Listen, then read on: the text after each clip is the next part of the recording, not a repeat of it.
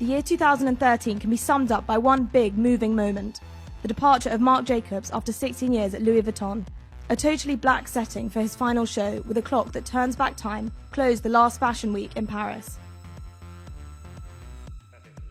Another memorable event, the return to the big show of Tom Ford in London. By the end of 2014, we will have almost 100 stores all over the world. So I just can't do those small shows anymore. However, I also learned that I really miss doing big shows because I'm a bit of a showman and I like to push myself and give myself challenges. Equally, let's not forget the revival of the Schiaparelli house with a capsule collection by couturier Christian Lacroix.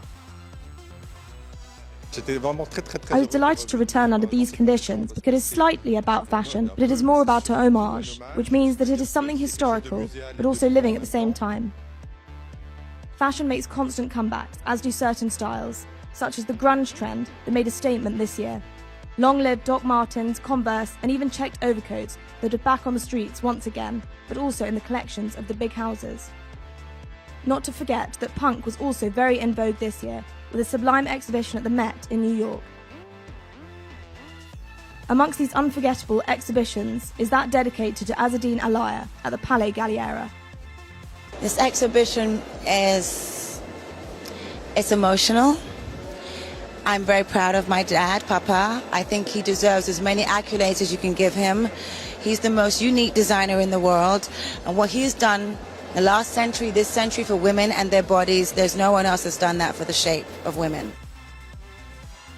The No. 5 Culture Chanel exhibition, held at the Palais de Tokyo, allows us to retrace the story of this legendary perfume.